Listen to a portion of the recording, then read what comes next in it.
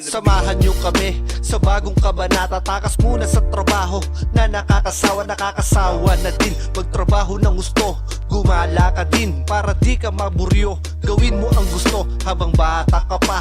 Gumuhit ng mga alaalang maganda. Bawat oras ng buhay ay mahalaga. Sulitin ang araw na masasaya. Di man tayo mayaman sa mundong ito. Kalakip ng pagliban ay awas din sa'yo. Pero ayos lang yan dahil minsan lang naman. Huwag kang magpakulong sa problema, tandaan. Huwag kang magpadagan, maraming paraan. Diretso lang ang biyahe, malubak man ang daan. Pasarap na balikan, kulitan at tawanan.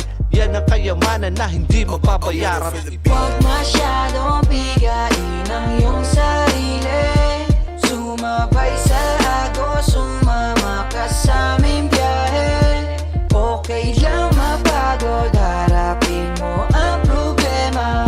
Bukas ay gagaan din ang lahat, kaya huwag kang mag-alala.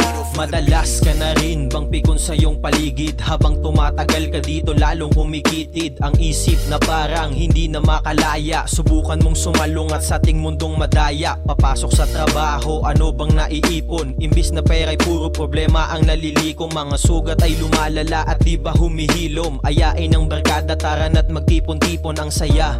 Puro at walang halong kaba, palipasin ang araw nang hindi ka nangangamba. Tayo-tayo lang dito kaya wag kang mag-alala. Wag kang matakot sumubok, subukan mong magpahinga. Natural lang na mapagod dahil tao ka lang din. Sa pagguhit ng buhay hindi kailangan madiin. Tara dun sa damuhan, sariwang hangin lang hapin. At paglubog ng haring araw sabay nating tanawin.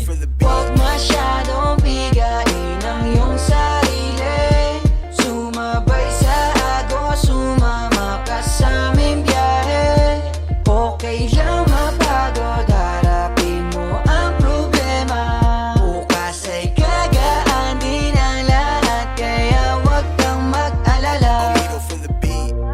Enjoy the journey, not the destination. A lot of us delay our happiness. When I get to this level, when I get my degree, when I get the kids, when I get married, I'm gonna be happy. Enjoy the journey. Enjoy the whole step, the whole process.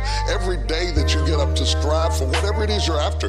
Huwag masyadong bigain ang iyong sarili. Sumabay